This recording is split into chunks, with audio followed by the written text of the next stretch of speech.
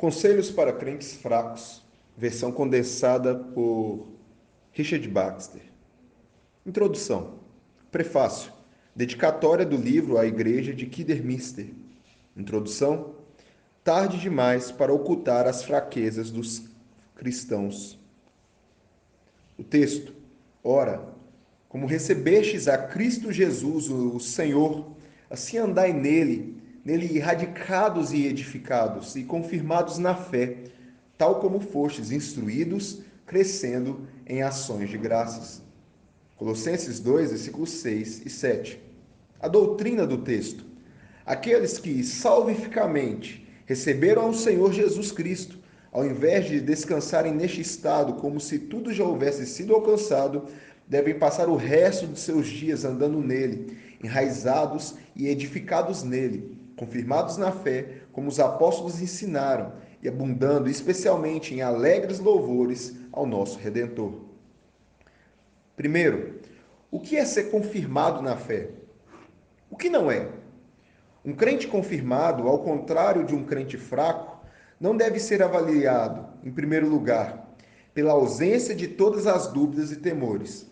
Em segundo lugar, nem pela sua eminência na estima ou observação dos homens. Em terceiro lugar, nem por seu poder de memória. Em quarto lugar, ou pela liberdade de expressão na oração, pregação ou discurso. Quinto lugar, ou por sua postura e cortesia para com os outros. Sexto lugar, nem por seu temperamento quieto, calmo, agradável e livre de algumas precipitação e paixão que os outros temperamentos são mais tendentes. Em sétimo lugar, nem pela capacidade fingida, mas que agrada aos homens de refrear a língua, impedindo-a de revelar a corrupção da mente e de suprimir todas as palavras que poderiam fazer com que os outros soubessem o quão perverso é o coração.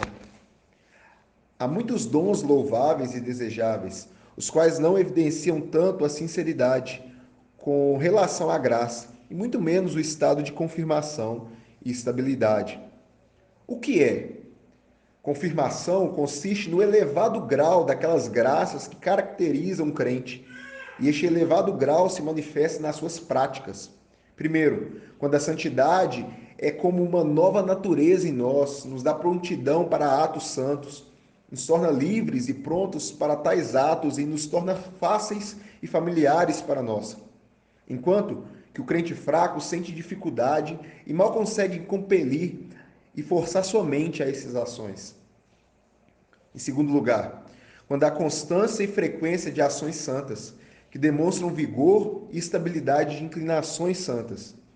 Em terceiro lugar, quando estas graças mostram-se poderosas para suportar oposições e tentações, podem superar os maiores impedimentos no caminho, tirar proveito de toda resistência e desprezar as mais esplêndidas iscas do pecado. Em quarto lugar, quando tais graças estão ficando cada vez mais firmes e inclinam a alma mais e mais próximo de Deus, quando o coração torna-se mais celestial e divino e estranho para o mundo e para as coisas terrenas. Em quinto lugar, quando as coisas celestiais são mais doces e agradáveis à alma e são procuradas e usadas com maior amor e prazer. Todas essas coisas mostram que as operações da graça são vigorosas e fortes e, consequentemente, mais constantes. Manifestações da confirmação na fé. No entendimento, na vontade, nos sentimentos e na vida, a mente adquire maior compreensão da veracidade, excelência, natureza, razões, propósitos, ordens e utilidade da verdade. A vontade passa a ser dirigida por essa compreensão, livrando-a de dúvidas e relutâncias consideráveis, sendo constantemente inclinada para as coisas do alto, passando a responder com mais prontidão e prazer à vontade de Deus. Os sentimentos procedem desta vontade e estão prontos para assisti-la, motivá-la e servi-la, e impulsionar-nos aos deveres necessários. O coração torna-se sensível para com a palavra de Deus, para seus servos, suas graças e seus caminhos, e contra todo pecado.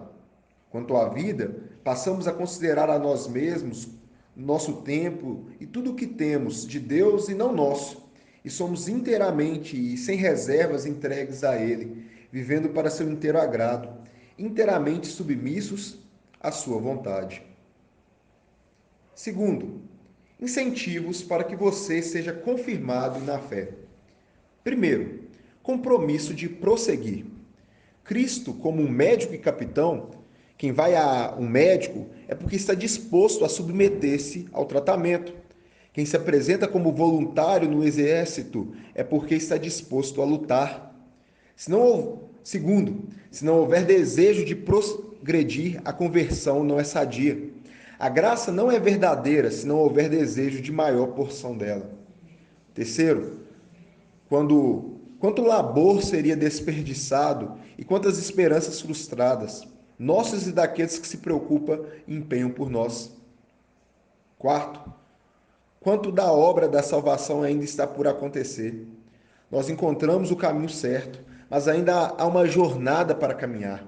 Escolhemos o melhor comandante e estamos em companhia dos melhores soldados, mas ainda há muitas batalhas para combater. Se somos realmente cristãos, sabendo que ainda há muita corrupção para resistir e conquistar, muitas tentações para vencer e muita obra necessária por fazer, e essa obra é tão necessária quanto a obra inicial de conversão. Quinto, os fracos estão normalmente cheios de inquietações e vivem sem aquela convicção do amor de Deus e aquela paz espiritual e conforto que outros desfrutam. Sexto, os crentes fortes e confirmados que fazem um verdadeiro uso se beneficiam de todas as ordenanças de Deus. Carne só é digerida por um estômago sadio. Sétimo, a condição terrível em que o mundo se encontra. Se formos crentes fracos, ao invés de podermos ajudar, nós é que precisaremos do cuidado e empenhos dos outros. São poucos que podem ajudar uma multidão que se encontra em profunda miséria espiritual. Que lástima se estivermos desqualificados para ajudá-los. Se realmente almejamos a conversão das pessoas, o melhor a fazer é nos empenhar para tornar-nos crentes fortes e confirmados, habilitando-nos para sermos instrumentos de Deus para ajudá-los. Oitavo, isso não é tudo. Se formos crentes fracos, não apenas estamos inabilitados para servir a igreja, como também a maioria dos problemas e divisões na igreja são provocadas por pessoas que se encontram nesse estado. Nono, a nossa fraqueza, instabilidade e inabilidade espiritual desonra a Cristo. Enquanto a graça em nós for fraca, a corrupção será forte. Até onde posso lembrar, uma das principais barreiras para a conversão dos homens e uma das principais causas do empedernecimento dos ímpios em seus maus caminhos é quando os piedosos são tidos por impenitentes, não pacíficos, gananciosos, orgulhosos e interesseiros. Não deveríamos ser tais, que Deus e a igreja pudessem orgulhar-se de nós diante do acusador. Oh, se ele pudesse dizer de nós o que disse de Jó. Observaste o meu servo Jó? Porque ninguém há na terra semelhante a ele, homem íntegro e reto, temente a Deus e que se desvia do mal.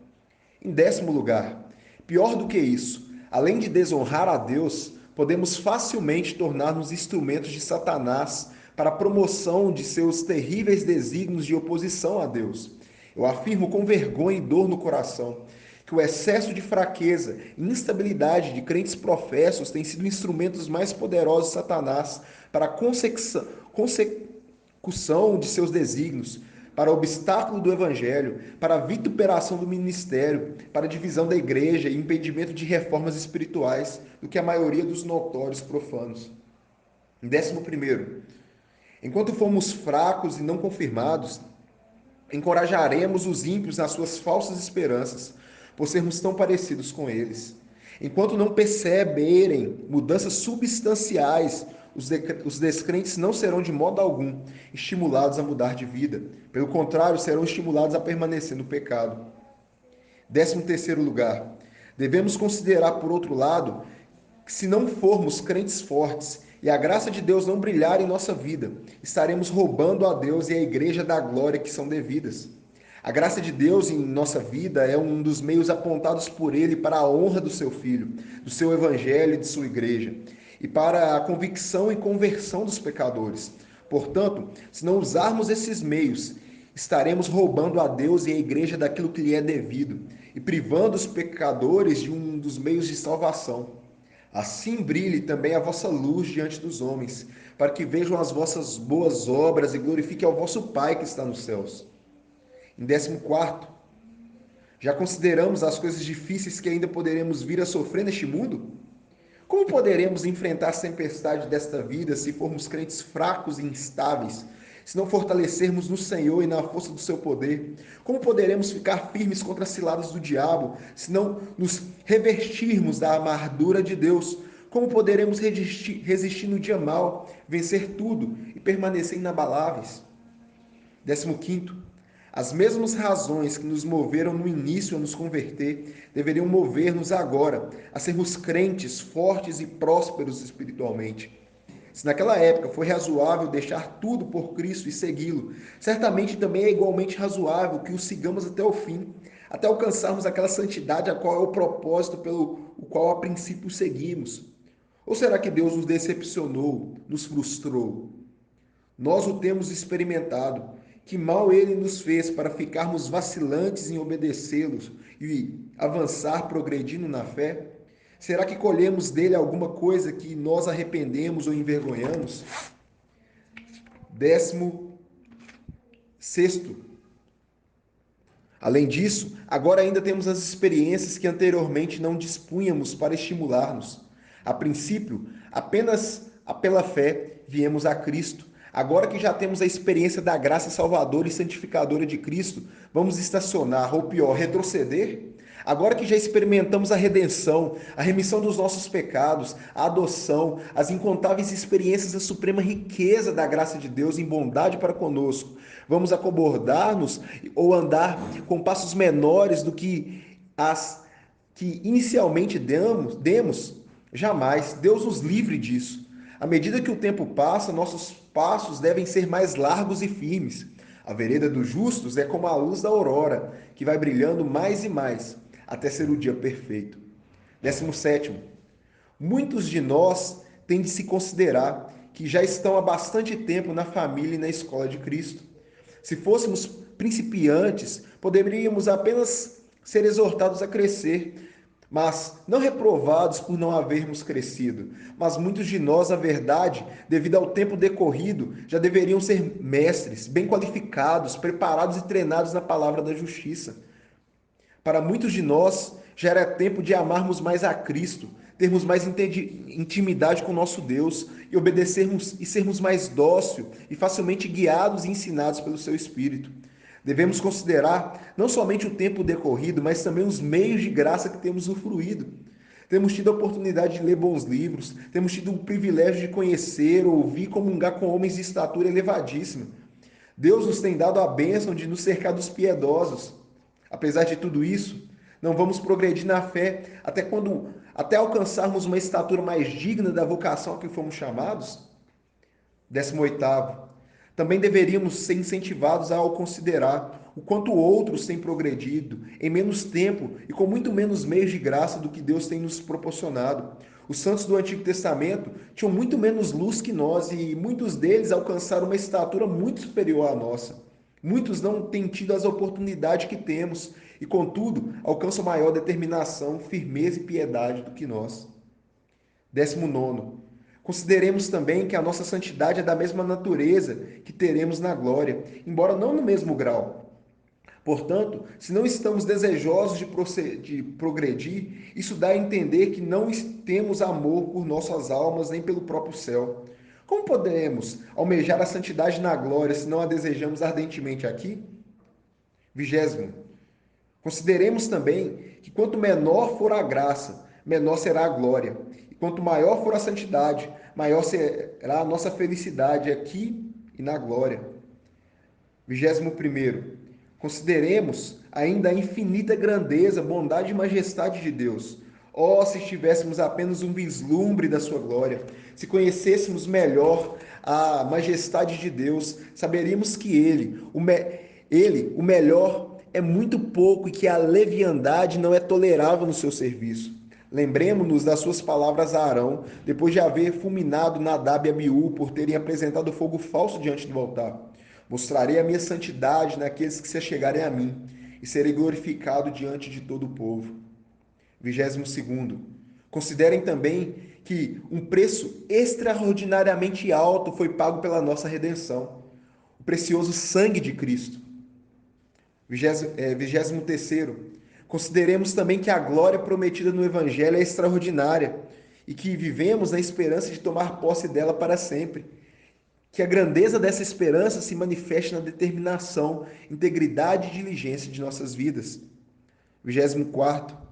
Consideremos também que não foram poucas nem pequenas as misericórdias que recebemos de Deus. A sua misericórdia nos trouxe ao mundo, a sua misericórdia nos nutriu e nos tem defendido, mantido e provido abundantemente. Nossos corpos dependem dela, nossas almas foram restauradas por elas e nos deu a nossa existência, nos resgatou da miséria, nos salva do pecado, de Satanás e de nós mesmos. 25º. Consideremos também que os auxílios e meios de graça que não nos são dados para progredirmos, perdão, voltando, 25º, consideremos também que os auxílios e meios de graça que nos são dados para progredirmos na santidade e obediência a Deus são extraordinariamente grandes. As escrituras, a oração, os sacramentos, a comunhão dos santos e etc. 26º, há uma exigência extraordinariamente grande sobre nós. Deus não recebe qualquer pessoa. Devemos, portanto, conformar-nos nos termos dele, para que sejamos participantes da sua salvação. 27º. Consideremos também a grande prestação de contas que teremos que fazer quando formos levados à presença do Deus vivo e toda a nossa vida, pensamentos e caminhos forem lembrados e virmos as coisas que sucederão e que aguardam o juízo final. Então não haverá lembrança vaga, todas estarão bem vivas em nós.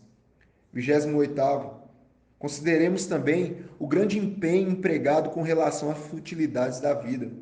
Quanto esforço para alcançar honras e riquezas nesse mundo, para satisfazer a carne, para acumular tesouros sobre a terra, e quanto labor pela comida que perece. Oh, quanto empenho, portanto, deveríamos demonstrar pelos tesouros celestiais e eternos. 29º.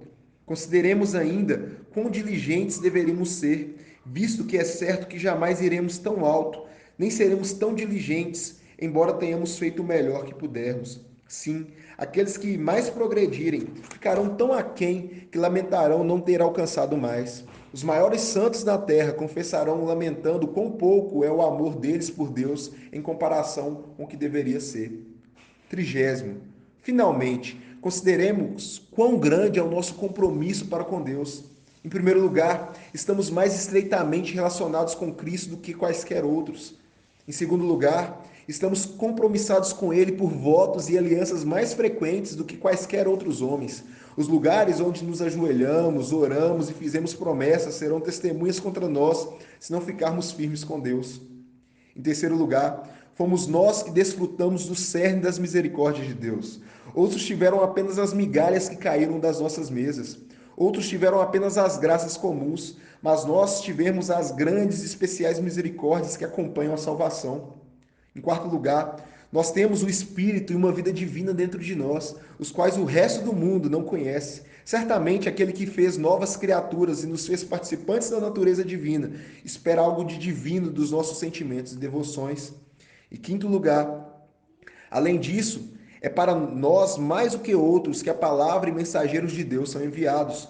Nós somos escolhidos do mundo para a salvação e não responderemos a esta graça eletiva admirável, tornando-nos admiravelmente diferentes daqueles que perecerão quanto a excelência, mansidão, humildade, autonegação e piedade? Em sexto lugar, além disso, conhecemos mais e temos mais experiências para assistir-nos do que outros. Outros apenas ouviram da endionez do pecado, mas nós a sentimos. Outros ouviram falar do desagrado de Deus, mas nós experimentamos quando nossos corações foram quebrantados. Não provamos nós a doçura do amor de Cristo? E não maravilhamos das insondáveis riquezas de sua graça? Em sétimo lugar, mas o mundo espera muito mais de nós do que de qualquer outras pessoas. Deus espera mais de nós porque nos deu mais e pretende fazer mais conosco. Em oitavo lugar, mais ainda, o próprio Deus se orgulha de nós e conclama o mundo a observar a nossa excelência. Ele nos colocou como luz do mundo para sermos contemplados pelos outros. Ele nos chama neste mundo de raça eleita, sacerdócio real, nação santa, povo de propriedade exclusiva de Deus, a fim de proclamarmos as virtudes daquele que vos chamou das trevas para a maravilhosa luz. Em nono lugar, consideremos esta como a maior motivação. Deus não apenas nos exalta e se orgulha de nós, ele também fez de nós imagens vivas de si mesmo, do seu Filho Jesus Cristo, do seu Espírito, da sua santa palavra. E assim, ele expôs ao seu Filho, ao seu Espírito e da sua santa palavra a vida. E décimo lugar, consideremos finalmente que os servos fiéis de Cristo são poucos. Logo, se nós não honrarmos o Evangelho, ninguém o fará. Se nós não vivermos vida exemplar no mundo, quem o fará? Esse devocional continua.